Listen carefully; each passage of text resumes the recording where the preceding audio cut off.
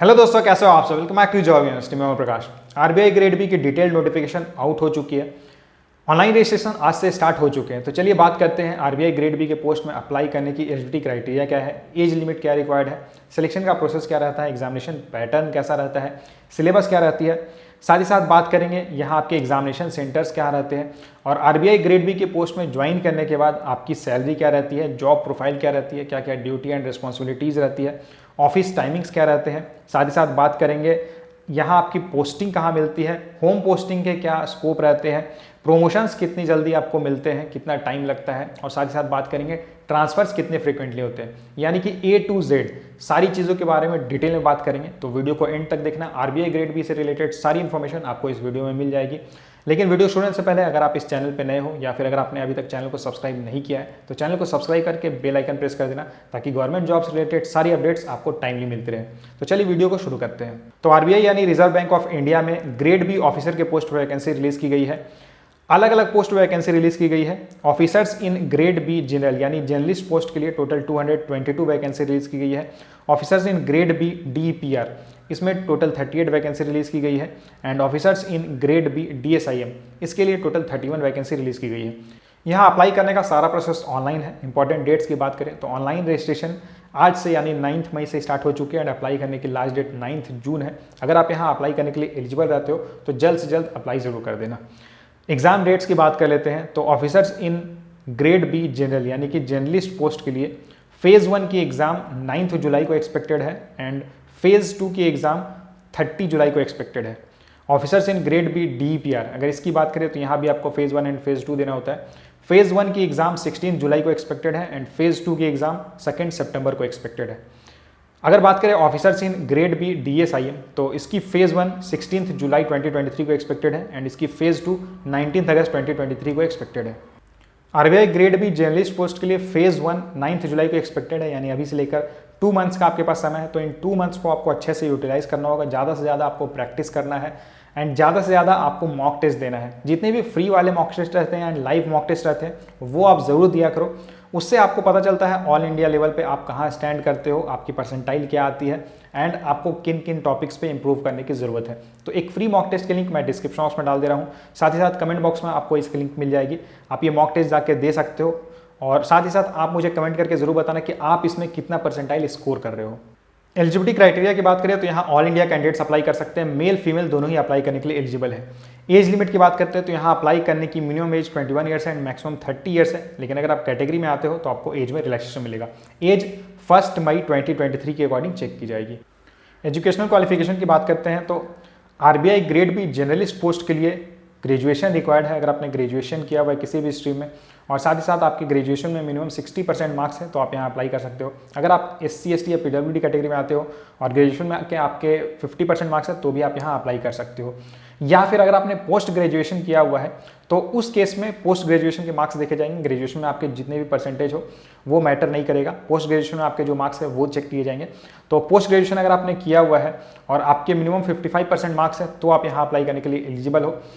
या फिर अगर आप SC ST या PWD कैटेगरी से आते हो और आपने पोस्ट ग्रेजुएशन कंप्लीट किया हुआ है, पास किया हुआ है तो भी आप यहाँ अप्लाई कर सकते हो। बहुत सारे कैंडिडेट्स पूछते हैं कि अगर मेरी ग्रेजुएशन में 60% से कम है तो क्या मैं अप्लाई कर सकता हूँ। तो हाँ, आप यहाँ अप्लाई कर सकते हो अगर आपने पोस्ट ग्रेजुएशन किया हुआ है एंड आपके जो पोस्ट ग्रेजुएशन के लिए जो मिनिमम क्राइटेरिया है, मिनिमम जो मार्क्स की क्राइटेरिया है वो अगर आप फुलफिल कर देते हो तो ग्रेजुएशन में आपके 60% से मार्क्स कम भी हो या फिर इवन 50% 55% से भी मार्क्स कम है तो भी आप यहाँ अप्लाई करने के लिए एलिजिबल हो। नेक्स्ट बात करते हैं officers in grade B DPR. तो इसके लिए मास्टर्स रिक्वायर्ड है, मास्टर्स डिग्री रिक्वायर्ड है। इकोनॉमिक्स या फिर फाइनेंस दोनों में से किसी में भी अगर आपने मास्टर्स डिग्री की हुई है तो आप यहाँ अप्लाई कर सकते हो। लेकिन मिनिमम आपके मास्टर्स में 55% मार्क्स होने चाहिए। आरबीआई ग्रेड बी डीएसआईएम की बात करें तो अगर आपने मास्टर्स किया हुआ है स्टैटिस्टिक्स में या मैथमेटिक्स में या रिलेटेड सब्जेक्ट्स में, या फिर अगर आपने मास्टर्स किया हुआ है डेटा साइंस में, आर्टिफिशियल इंटेलिजेंस में, या फिर इवन अगर आपने बैचलर्स डिग्री की हुई है डेटा साइंस में और आपके मिनिमम 60% मार्क्स है तो आप यहाँ अप्लाई करने के लिए एलिजिबल हो। देखिए यहाँ नंबर ऑफ अटेम्प्ट्स की भी लिमिटेशन होती है। अगर आप जनरल कैटेगरी से हो या फिर आप EWS कैटेगरी से आते हो तो आप मैक्सिमम 6 टाइम्स एग्जाम दे सकते हो। अगर आप SC ST OBC या PWD कैटेगरी में हो तो यहाँ आपके लिए कोई लिमिटेशन नहीं हो, आप अनलिमिटेड टाइम्स एग्जाम दे सकते हो। सिलेक्शन प्रोसेस की बात करें तो RBI grade B journalist post के लिए 3 फेजेस में आपका सिलेक्शन होता है। सबसे पहले आपको फेज 1 देना होता है, फेज 1 क्लियर करने के बाद आपको फेज 2 के लिए कॉल किया जाता है, एंड फेज 2 क्लियर करने के बाद आपको इंटरव्यू के लिए कॉल किया जाता है, और final selection phase 2 plus interview के मार्क्स के बेसिस पे होती है। एग्जामिनेशन पैटर्न की बात करते हैं तो फेज 1 की बात करें तो ये 200 मार्क्स का आपका एग्जाम होता है, और ये सिंगल एग्जाम रहता है, ऑनलाइन एग्जाम रहेगा, कंप्यूटर बेस्ड टेस्ट रहता है, इसमें मल्टीपल चॉइस क्वेश्चंस पूछे जाते हैं। तो general awareness, English language, quantitative aptitude and reasoning से क्वेश्चंस पूछे जाते हैं। टोटल 200 मार्क्स का आपका एग्जाम रहता है, एंड इसके लिए आपको 2 आवर्स का समय मिलता है। फेज 1 क्लियर करने के लिए आपको sectional cut off as well as overall cut off दोनों ही क्लियर करना होता है। फेज 1 क्लियर करने के बाद आपको डायरेक्टली फेज 2 के लिए कॉल किया जाता है। फेज 2 मेंस एग्जाम रहती है, एंड फेज 2 में objective as well as descriptive दोनों ही टाइप के पेपर आपको देने होते हैं। सबसे पहले बात करते हैं पेपर 1 की, तो paper 1 economic and social issues रहता है। 50% क्वेश्चंस ऑब्जेक्टिव पूछे जाते हैं, 50% आपका डिस्क्रिप्टिव पेपर रहता है। तो पेपर 1 में ऑब्जेक्टिव टेस्ट के लिए आपको 30 मिनट्स का समय मिलता है, 50 मार्क्स का ये एग्जाम रहता है, एंड डिस्क्रिप्टिव पोर्शन के लिए आपको 90 मिनट्स का टाइम मिलता है, एंड इसके लिए ये 50 मार्क्स का होता है, यानी कि टोटल पेपर 1 100 मार्क्स का होता है, एंड इसके लिए आपको टोटल 120 मिनट्स का टाइम मिलता है।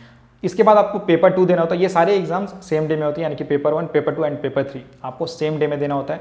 पेपर 2 की बात करें तो ये इंग्लिश होता है, इंग्लिश राइटिंग स्किल, जिसमें डिस्क्रिप्टिव से क्वेश्चंस पूछे जाते हैं। डिस्क्रिप्टिव क्वेश्चन पूछा जाता है, आपको ऐसे लिखना होता है, लेटर लिखना होता है। तो 90 मिनट्स का आपका ये एग्जाम रहता है। टोटल 3 क्वेश्चंस आपसे पूछे जाते हैं, एंड ये 100 मार्क्स का होता है।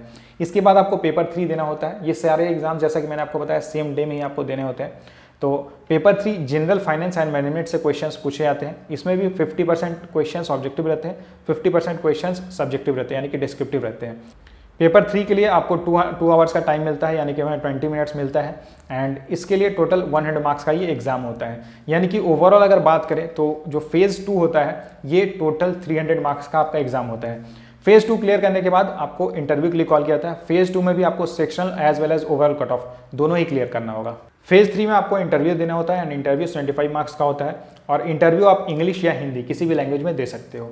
चलिए सिलेबस की बात करते हैं। तो फेज 1 में quant, reasoning, English and general awareness से क्वेश्चंस पूछे जाते हैं, और जैसा आप बाकी बैंकिंग एग्जाम्स देते हो, जैसे SBI PO है या फिर IBPS PO हो गया, या जो क्लियरिकल एग्जाम्स होते हैं बैंकिंग सेक्टर के लिए, तो उसमें जो सिलेबस रहता है एग्जैक्टली वही सिलेबस यहाँ आपको देखने को मिलता है। लेकिन फेज 2 की अगर बात करें तो फेज 2 का जो सिलेबस है ये कंप्लीटली बाकी बैंकिंग एग्जाम से कंप्लीटली डिफरेंट रहता है। फेज 2 में जैसा कि आपने देखा कि इकोनॉमिक, सोशल इशूज़ वगैरह से क्वेश्चंस पूछे जाते हैं। तो पेपर 1 की बात करते हैं तो इकोनॉमिक एंड सोशल इशूज़ से ग्रोथ एंड डेवलपमेंट के ऊपर क्वेश्चंस पूछे जाते हैं, देन इंडियन इकोनॉमी से रिलेटेड क्वेश्चंस पूछे जाते हैं, ग्लोबलाइजेशन के ऊपर क्वेश्चंस पूछे जाते हैं, सोशल स्ट्रक्चर इन इंडिया इससे क्वेश्चंस पूछे जाते हैं। यहाँ आप कंप्लीट सिलेबस देख सकते हो। इसके बाद अगर बात करें पेपर 2 यानी इंग्लिश की, तो इंग्लिश में जैसा मैंने आपको बताया यहाँ आपकी राइटिंग स्किल्स चेक की जाती है। तो यहाँ आपसे एसे आपको लिखना होता है, लेटर लिखना होता है, एंड प्रेसाइज राइटिंग रहता है। पेपर 3 की बात करें तो जनरल फाइनेंस एंड मैनेजमेंट से क्वेश्चंस पूछे जाते हैं। तो फाइनेंशियल सिस्टम के ऊपर क्वेश्चंस पूछे जाते हैं, फाइनेंशियल मार्केट के ऊपर क्वेश्चंस पूछे जाते हैं, एंड जनरल टॉपिक्स हो गए जैसे फाइनेंशियल रिस्क मैनेजमेंट है, बेसिक ऑफ डेरिवेटिव्स है, और भी ये सारे टॉपिक्स जो आप यहाँ देख सकते हो इनसे क्वेश्चंस पूछे जाते हैं। साथ ही साथ मैनेजमेंट एंड एथिक्स के ऊपर भी क्वेश्चंस पूछे जाते हैं। इसकी नोटिफिकेशन मैंने टेलीग्राम चैनल पर डाली हुई है, वहाँ पे आप पूरी सिलेबस एक जगह पे देख सकते हो। एग्जामिनेशन सेंटर की बात करें तो ये वैकेंसी ऑल इंडिया बेसिस पे निकली हुई है। तो ऑल इंडिया में एग्जामिनेशन सेंटर्स रहते हैं। फॉर्म अप्लाई करते समय भी आपसे ऑप्शन मांगा जाता है, आप अपनी चॉइस के एग्जामिनेशन सेंटर दे सकते हो। चलिए बात करते हैं सैलरी की, यानी आरबीआई ग्रेड बी के पोस्ट में ज्वाइन करने के बाद आपकी मंथली सैलरी क्या रहती है। तो अगर सबसे पहले यहाँ बेसिक पे की बात करें तो यहाँ आपको बेसिक पे मिलता है 55,200। इसके अलावा आपको कई तरह के अलाउंसेस मिलते हैं, जैसे स्पेशल अलाउंस मिलता है, ग्रेड अलाउंस मिलता है, डीएनएस अलाउंस मिलता है, लोकल कंपनसेटरी अलाउंस आपको मिल जाता है, स्पेशल ग्रेड अलाउंस मिलता है, लर्निंग अलाउंस मिलता है। इसके अलावा आपको एचआरए मिलता है, यानी हाउस रेंट अलाउंस मिलता है। यहाँ फैसिलिटी ये रहती है कि आप या तो एचआरए ले सकते हो, एचआरए 15% रहता है बेसिक पे का, या तो आप एचआरए ले सकते हो, या फिर जो आरबीआई आपको क्वार्टर्स प्रोवाइड करती है अगर अवेलेबल रहते हैं तो वो आप ले सकते हो, या फिर आपके पास थर्ड ऑप्शन रहता है कि आप लीज एग्रीमेंट करवा के आप आरबीआई से डायरेक्टली लीज अमाउंट ले सकते हो। और जो लीज अमाउंट रहता है ये बहुत ज़्यादा आपको मिलता है। मुंबई जैसे शहर में 70,000 to 80,000 आपको मंथली लीज अमाउंट मिल जाता है। तो अगर आप यहाँ मंथली ग्रॉस सैलरी अगर आप देखोगे तो ये 1 लाख बनता है। तो सैलरी के अलावा और भी कई तरह के अलाउंसेस आपको मिलते हैं, जैसे पेट्रोल अलाउंस मिलता है, हाउस होल्ड अलाउंस मिलता है, न्यूज़पेपर अलाउंस मिलता है, और भी कई तरह के अलाउंसेस मिलते हैं। सैलरी एंड अलाउंसेस के ऊपर मैंने सेपरेट वीडियो बनाई हुई है, वीडियो की लिंक आपको इधर मिल जाएगी, तो वहाँ जाके आप डिटेल में देख सकते हो कि क्या सैलरी मिलती है और साथ ही साथ सैलरी के अलावा और क्या क्या अलाउंसेस मिलते हैं। ओवरऑल अगर बात करें तो यहाँ पे आपकी जो सैलरी रहती है, ग्रॉस सैलरी अगर मैं बात करूं तो 2 लाख के अप्रॉक्स रहती है, यानी कि आपकी मंथली CTC 24 लाख बनती है। और इसके अलावा भी बहुत सारे बेनिफिट्स आपको मिलते हैं, जैसे कि अगर आप फर्दर स्टडी करना चाहते हो, अगर आप अब्रॉड जाके स्टडी करना चाहते हो तो RBI आपको पूरा खर्चा देता है, आपको आपकी पूरी फीस पे करता है। तो इस तरह के बहुत सारे बेनिफिट्स आपको RBI में मिलते हैं। जॉब प्रोफाइल की बात करते हैं तो RBI grade B journalist post में ज्वाइन करने के बाद आपको अलग अलग डिपार्टमेंट्स में वर्क करना पड़ सकता है, जैसे फाइनेंशियल मार्केट रिलेटेड वर्क आपको करना पड़ सकता है, बैंक सुपरविजन आपको करना पड़ सकता है, बैंकिंग रेगुलेशन के ऊपर आपको वर्क करना पड़ सकता है, या फिर गवर्नमेंट की जो अलग अलग स्कीम्स आती है उसे इम्प्लीमेंट करना, या फिर गवर्नमेंट के लिए नए नए स्कीम्स डिज़ाइन करना, ये सब काम आपको करना होता है। इसके अलावा करेंसी इशू करना एंड डिस्ट्रीब्यूशन, साथ ही साथ फॉरेन एक्सचेंज के ऊपर भी अलग अलग वर्क आपको दिया जाता है एंड वो वर्क आपको करना होता है। यहाँ आपको कोई पब्लिक डीलिंग वगैरह नहीं करनी होती है। जॉब प्रोफाइल बहुत ही बेहतरीन, अगर आप किसी कॉमर्शियल बैंक से अगर आप कंपेयर करोगे तो बहुत ही बेहतरीन जॉब प्रोफाइल रहती है RBI ग्रेड बी के पोस्ट में। 9 to 5 की आपकी जॉब रहती है, मंडे टू फ्राइडे आपकी ऑफिस रहती है, सैटरडे संडे कंप्लीटली आपकी छुट्टी रहती है। इसके अलावा और भी कई सारी छुट्टियां आपको मिलती है, तो वर्क लाइफ बैलेंस भी बहुत ही बेहतर रहता है। पोस्टिंग के ऊपर बात करें तो यहाँ ऑल इंडिया पोस्टिंग आपको मिल सकती है, ऑल इंडिया में किसी भी सिटी में आपको पोस्टिंग मिल सकती है। RBI की जितने भी ऑफिसेज है, या तो ये Tier 1 सिटीज़ में है या फिर Tier 2 सिटीज़ में है, यानी कि अलग अलग स्टेट की जो कैपिटल्स हैं वहाँ पे इसके ऑफिसेज RBI के ऑफिसेज हैं, तो वहाँ आपको पोस्टिंग मिल सकती है। यहाँ कोई रूरल पोस्टिंग नहीं मिलती है। बहुत सारे कैंडिडेट्स को ये कन्फ्यूजन रहता है कि क्या रूरल पोस्टिंग मिलती है, तो यहाँ RBI की कहीं भी रूरल ऑफिस नहीं है, तो आपको कभी भी यहाँ पे रूरल पोस्टिंग नहीं मिलेगी। हमेशा आप बढ़िया लोकेशन में ही रहते हो, अर्बन लोकेशन में ही आपकी पोस्टिंग रहती है। अगर बात करें होम पोस्टिंग की तो देखिए ये कम्प्लीटली डिपेंड करता है वैकेंसी के ऊपर। अगर आपके घर के यानी कि आपके होम टाउन के नियरेस्ट में जहाँ भी RBI की ऑफिस है वहाँ पे अगर आप वैकेंसी रहती है तो चांसेस है कि आपको वहाँ अलॉट किया जा सकता है, लेकिन ये कम्प्लीटली वैकेंसी के ऊपर डिपेंड करता है एंड ये मैनेजमेंट के ऊपर ही डिपेंड करता है कि उन्हें कितने स्टाफ की रिक्वायरमेंट है एंड कहाँ किस टाइप की स्टाफ की रिक्वायरमेंट रहती है। अगर बात करें ट्रांसफर्स की तो जहां भी आपकी पोस्टिंग होती है वहां आपको एटलीस्ट 3 to 4 ईयर्स सर्व करना होता है एंड उसके बाद ही आपकी ट्रांसफर्स होते हैं। मुंबई के लिए स्पेसिफिकली अगर मैं बात करूं तो मुंबई में आपको एटलीस्ट 5 to 6 ईयर्स सर्व करना पड़ता है एंड उसके बाद ही आपको कहीं और ट्रांसफर मिलता है। प्रमोशंस की बात करें तो RBI ग्रेड बी के पोस्ट में ज्वाइन करने के बाद आपको 7 ईयर सर्व करना होता है एंड उसके बाद आपकी प्रमोशन होती है और आप बन जाते हो असिस्टेंट जनरल मैनेजर।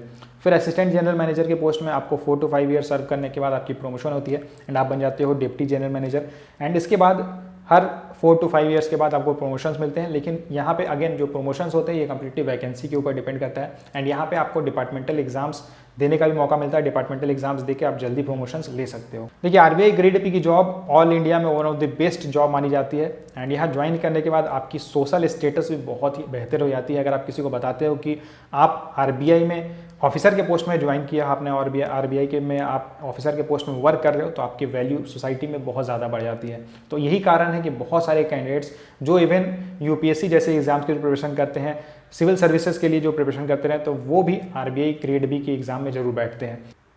तो ये थी RBI ग्रेड बी की नोटिफिकेशन की सारी डिटेल्स। इससे जुड़ा अगर आपका कोई सवाल रहता है तो आप मुझे कमेंट करके पूछ सकते हो। और वीडियो अगर अच्छी लगी हो तो वीडियो को लाइक जरूर करना, अपने फ्रेंड्स के साथ शेयर करना एंड चैनल को सब्सक्राइब जरूर कर देना। Thank you.